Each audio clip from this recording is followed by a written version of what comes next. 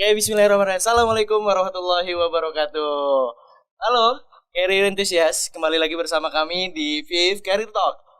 Gue Muhammad Sabanan Maghribi sebagai host. Episode kali ini kita akan membahas tentang how to build a successful career for the best future. Nah, pada sebelum-sebelumnya juga kita sudah mengadakan webinar dan workshop juga. Tentu episode kali ini pematerinya, pengisi podcastnya, cukup dibilang spesial lah pada podcast episode kali ini. Beliau juga sudah banyak pengalaman di dunia karir ya, apalagi terlebih di era zaman digitalisasi seperti ini. Tanpa berlama-lama, langsung saja kita kita sambut, yaitu Kak Tiffany. Halo Kak Tiffany. Ya, gimana Kak kabarnya? Alhamdulillah baik. Oke, baik. Perjalanannya aman Kak? Aman. Insya Allah. Masya Allah. Sekedar informasi, beliau ini dari Bogor loh, rela-rela lain untuk kalian career enthusiast yang ada di sana. Demi podcast kita ini. Kak Tiffany ini sudah banyak terjun di dunia learning designer ya Kak. Dan saya juga banyak baca dari LinkedIn dan CV dari Kak Tiffany. Wow, Kak Tiffany ini banyak sekali prestasinya nih Kak. Dari mulai juara pertama pada mahasiswa berprestasi VIP tahun 2019 ya Kak? Ya, di Penmas. Wow ya, cukup luar biasa pemateri pada hari ini ya. Pada episode kali ini Kak Tiffany menjuarai pertama loh di mahasiswa berprestasi ya. Ya, di Prodi. Di Prodi, wow cukup keren. Tanpa berlama-lama Kak, boleh kenalan ke karir entusias yang di luar sana? Oke, halo semuanya, salam kenal. Saya Tiffany Anissa Putri, lulusan, udah alumni ya sebenarnya gitu di UNJ angkatan 2017, program studi pendidikan masyarakat, lulus di tahun 2021 lalu. Wow, berarti masih fresh graduate lah. Ya. Betul. Oke. Kak Tiffany boleh dong berbagi cerita apa sih yang memotivasiin Kak Tiffany ini sehingga saat ini kan pas banget nih di era digital semua ya, kepake banget nih learning designer ya. Gimana Kak? Motivasi buat gabung di startup mungkin ya. Ya boleh.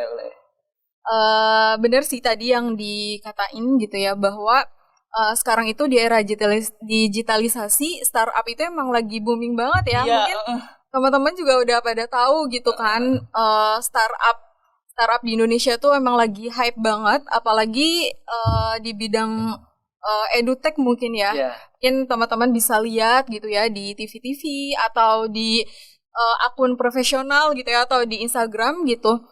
Emang lagi booming gitu ya, lagi hype, dan akhirnya motivasi saya pribadi gitu ya buat gabung ke sana adalah untuk eksplorasi gitu ya di startup edutech itu seperti apa sih kayak gitu. Mungkin lebih ke ranah non formalnya ya kan. Ada ranah formal tuh lebih kayak ke SD, SMP, SMA. Nah kalau startup itu lebih ke non formal kan, startup edutech yang mana menyesuaikan gitu dengan perkembangan zaman. Makanya di situ ingin eksplorasi gitu dan men-challenge diri sendiri sih sebenarnya gitu ya buat berkembang lebih jauh lagi gitu ya, melek teknologi apalagi gitu ya. Terus benar-benar memunculkan ide-ide kreatif juga gitu ya buat di startup kayak gitu. Oke, sebetulnya Kak Tiffany ini ada basic nggak sih sebetulnya ada di digital ataupun di aplikasi gitu, menguasai aplikasi tertentu? Oke. Sebenarnya kalau belajar terkait media pembelajaran mungkin ya, media pembelajaran yang berkaitan dengan tech kayak gitu-gitu, di perkuliahan juga belajar kayak gitu. Contohnya LMS, mungkin tahu ya, Learning Management System. Nah, dulu pernah satu mata kuliah itu belajar tentang itu.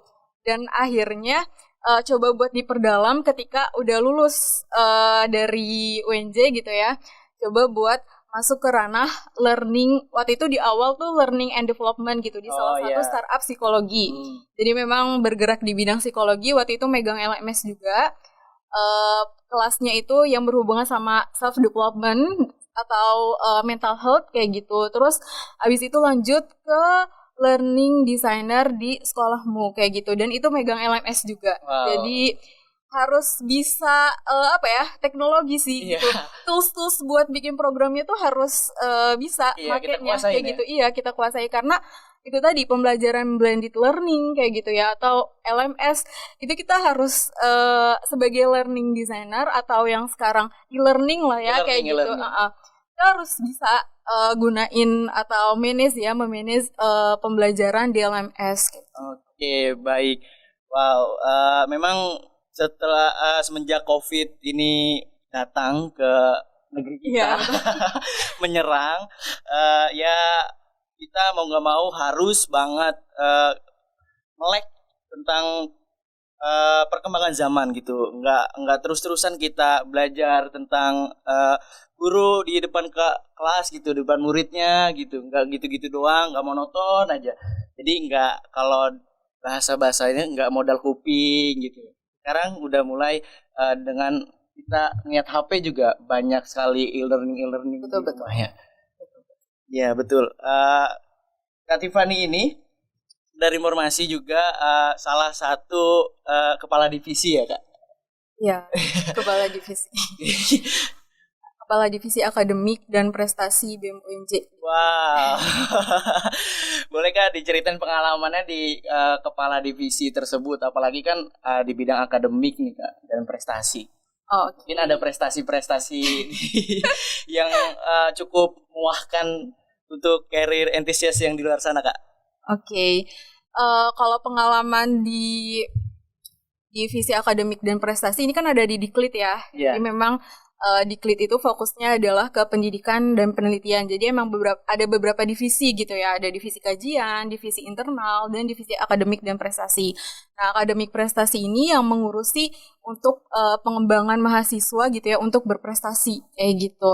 Dan yang berhubungan sama akademik juga. Nah, kemarin tuh ketika saya di BEM UNJ gitu ya, banyak mengadakan webinar-webinar atau kelas-kelas buat mendukung mahasiswa UNJ untuk meningkatkan prestasinya di bidang karya tulis ilmiah, public speaking, kewirausahaan, dan lain sebagainya. Itu kita menyediakan itu. Dan juga dari kami berkolaborasi juga ya sama mitra prestasi. Kan banyak nih di UNJ lembaga prestasi gitu ya, komunitas prestasi. Nah, kita coba buat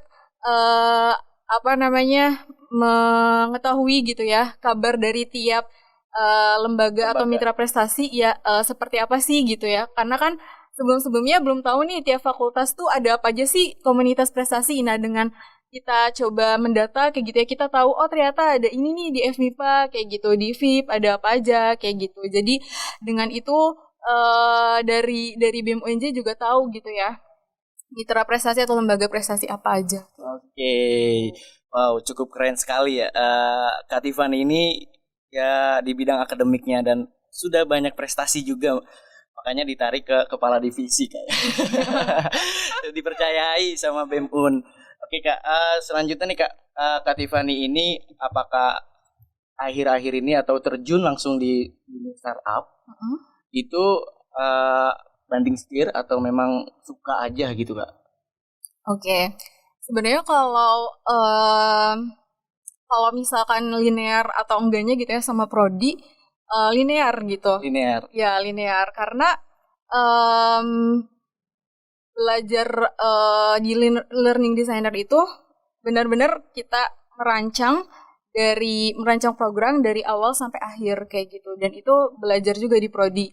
Dan bedanya memang kalau Penmas itu emang banyak ranahnya ya, bisa di pemerintah kayak gitu. Mungkin teman-teman dari prodi lain juga kayak TP, MP gitu, itu juga bisa sih sebenarnya bisa terjun atau masuk ke dunia startup kayak gitu karena tugas dan fungsinya itu pasti teman-teman belajar gitu ya basic tentang pendidikannya Iya, kayak pasti, gitu. pasti. Iya.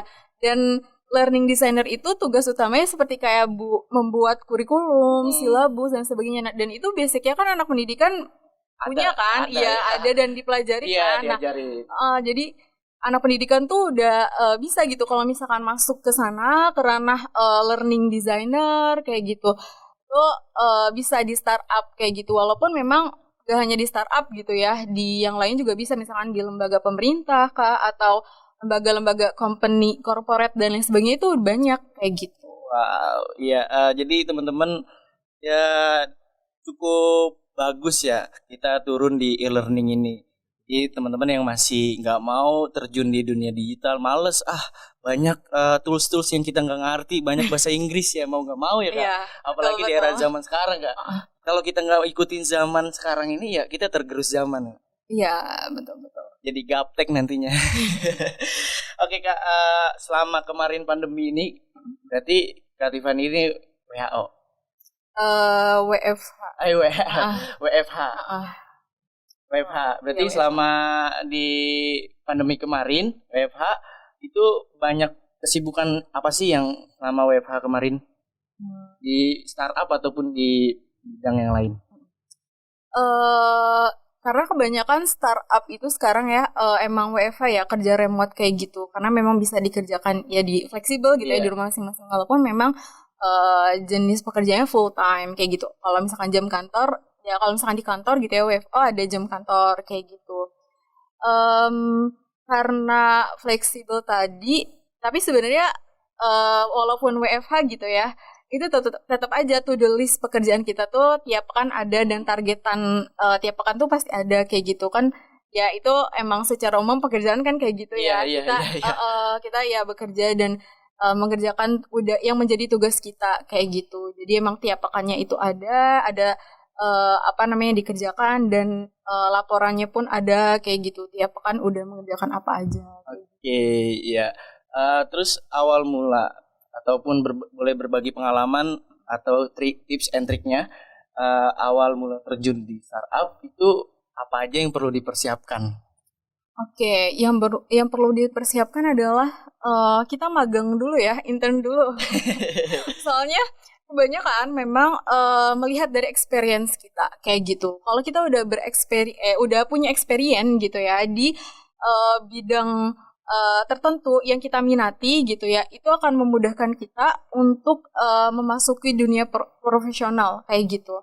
Misalkan kita mau di bidang learning designer atau learning and development, jadi banyak istilahnya ya sebenarnya kayak gitu. Ada e-learning designer, ada learning strategis, ada learning specialist, banyak ya banyak sekali nama-namanya. Ya di bidang learning gitu ya, bagian ngurusin kurikulum, desain pembelajaran dan sebagainya gitu. Ya pasti magang dulu sih, intern dulu gitu ya. Karena kita biar bisa tahu kayak gitu cara kerja learning itu kayak gimana sih gitu, apalagi di startup.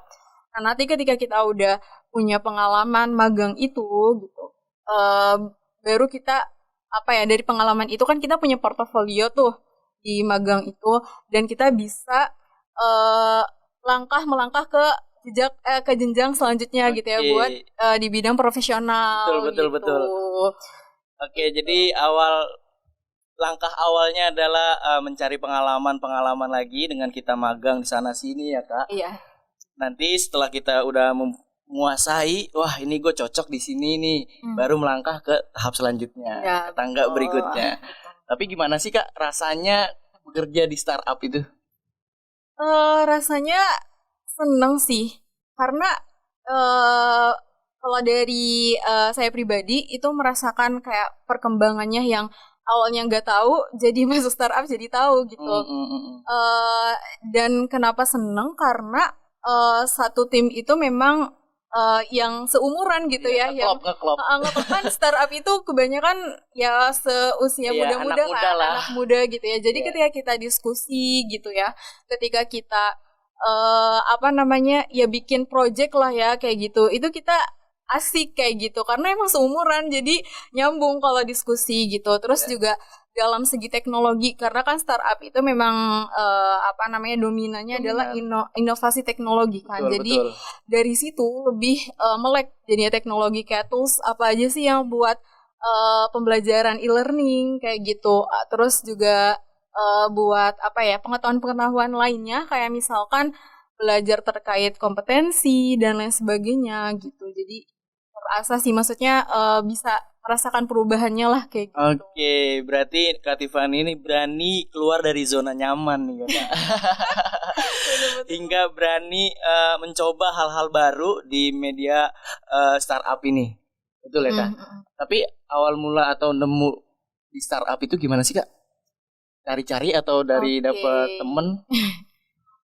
Waktu dulu sih pas awal-awal banget terjun di startup itu karena dapat informasi dari ada salah satu yang dikenal kayak gitu, seorang kakak gitu kan ditawarin, yaudah saya coba untuk apply. Itu waktu itu magang dulu kan, akhirnya keterima. Terus abis itu disuruh lanjut gitu ya untuk mengelola pembelajaran kayak gitu. Nah setelah itu masuklah di startup yang lain yang mungkin lebih besar ya kayak gitu, startupnya yang lagi berkembang juga, edutech gitu ya, salah satu edutech. Dan di situ dapat informasinya dari akun profesional ya, mungkin tahu ya ada LinkedIn. Di LinkedIn, iya betul banget. Ya, dari situ dapat informasinya bahwa lagi buka lowongan ya, lagi banyak banget buat itu, dan coba buat apply pakai CV ATS ya, teman-teman.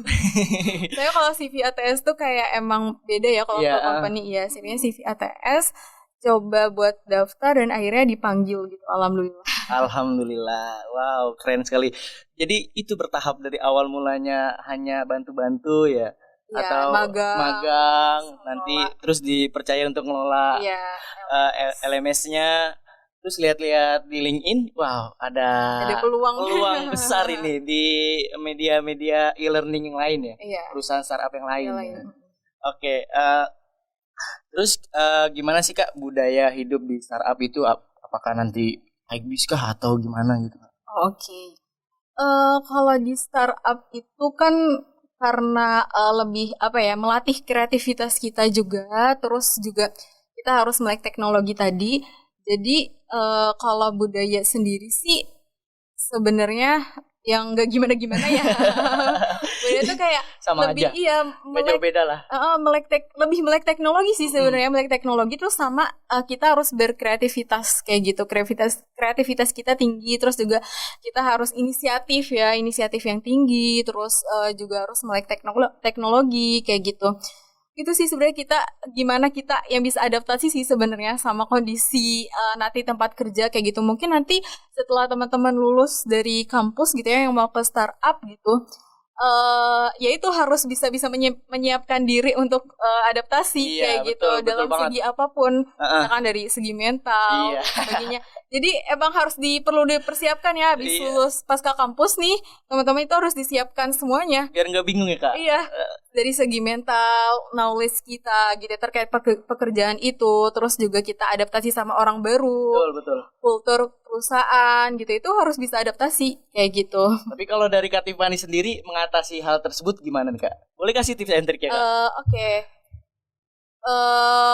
Ketika mungkin kalau misal kita masuk ke suatu perusahaan mungkin ada ada kultur atau budaya tertentu gitu. Nah, tipsnya adalah kita tadi sih bisa adaptasi sama suasana atau kondisi yang baru. Terus kita juga harus terbuka ya, open minded juga terhadap apapun kayak gitu. Termasuk perkembangan teknologi, terus juga pekerjaan kita kayak gitu ya. Pekerjaan to-do list kayak job desk pekerjaan kita kayak gitu. Itu sih yang paling penting. Iya, berarti harus cepat-cepat bisa beradaptasi dengan lingkungan baru ya Kak, teman baru. Ya walaupun kita nggak klop-klop, ya kita coba berusaha lah ya. Iya. Ya mungkin kalau umur nggak jauh beda, bisa lah kayak. Iya. Untuk nggak klop, pekerjaannya nyaman. Iya betul Kak.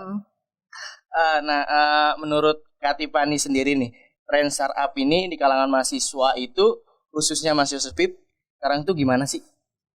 Oke, kayaknya startup itu udah dikenal ini ya, udah dikenal banget gitu sama anak-anak VIP dan selain anak VIP juga sebenarnya udah banyak gitu yang mau mengembangkan karirnya di dunia startup gitu ya. Karena bukan hanya edutech doang, tapi banyak kan ada e-commerce dan lain sebagainya gitu ya. Itu bisa gitu ke sana dan kembali ke minatnya dia tuh sebenarnya kemana, edutech atau e-commerce atau dan sebagainya kayak gitu, itu kembali lagi ke sana.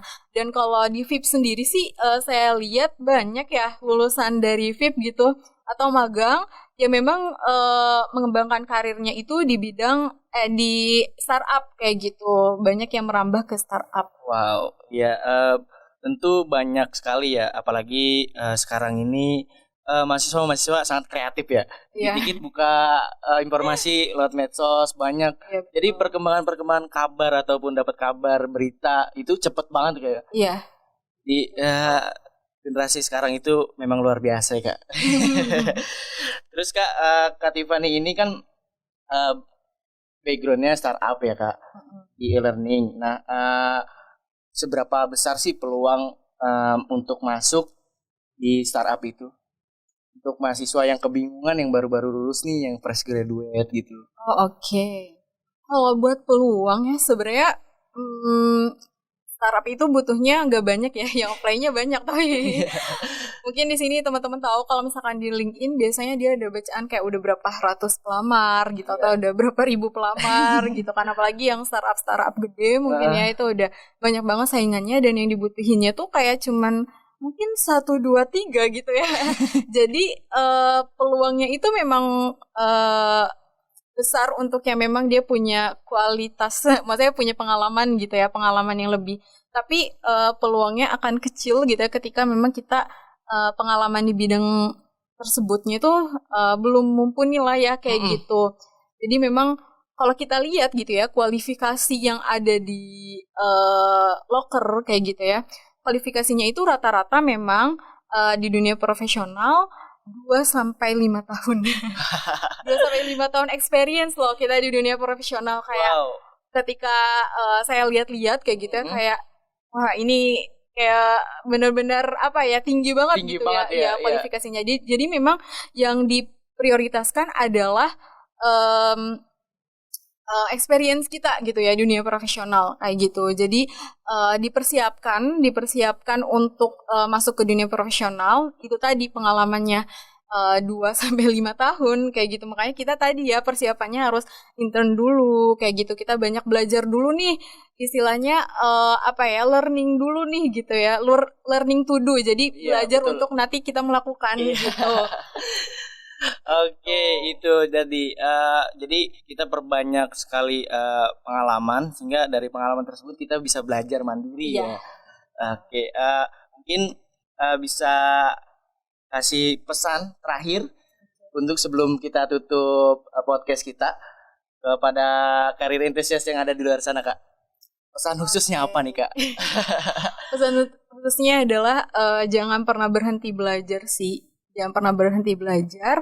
Siapapun kita itu bisa jadi apapun. Wih, keren sekali. Iya, yang penting kita tuh mau belajar dan mau berkembang. Belajar, berkembang dan eksplorasi gitu. Iya. Jadi teman-teman jangan berkecil hati, jangan murung gitu ya. Nanti habis lulus tuh ngapain sih gitu ya, lulusan Penmas atau lulusan TP, lulusan MP gitu ya, mau kemana ya kayak gitu setelah lulus dari PTN. Jangan bingung. Yang penting teman-teman tuh persiapan, planning apa kedepannya gitu ya mau jadi apa. Insya Allah dari situ nanti akan mudah kita mendapatkan karir impian kita. Wow, keren. Pesan khususnya untuk karir entusias ini kudu dicatat nih, Kak. Oke, Kak, satu lagi pertanyaan untuk Kak Tiffany. Mungkin teman-teman yang bingung habis lulus itu mau ngapain karena berpaku dengan prodinya gitu. Wah, gue prodi di Penmas nih, gue harus cari yang selinier dengan gue. Nah, menurut Kak Tiffany ini, bagaimana menanggapi dengan seorang yang pemikiran tersebut? Oke, sebenarnya itu tergantung sama orangnya gitu ya, minatnya gimana, apa mau selinear atau enggak gitu ya. Mungkin ada juga gitu ya lulusan Penmas yang jadi guru kayak gitu, yang ngajar di kelas kayak gitu. Ada juga memang yang kayak saya gitu ya di startup atau di lembaga pemerintah, dan itu tergantung lagi ke pribadi masing-masing sih. Kalau mau selinear ya lebih apa ya, lebih diperdalam gitu ya di dunia kerja gitu kan, teori belajar di dunia kerja implementasinya kayak gitu. Pun juga kalau misalkan tidak selinear ya, itu mungkin memang udah dipersiapkan gitu ya sama apa namanya orang tersebut gitu ya, buat mendalami bidang tertentu. Oke, itu tadi ya pesan khususnya dari Kak Tiffany untuk career enthusiast yang ada di luar sana. Banyak-banyak cari pengalaman untuk bisa kita mengelola diri kita ya Kak.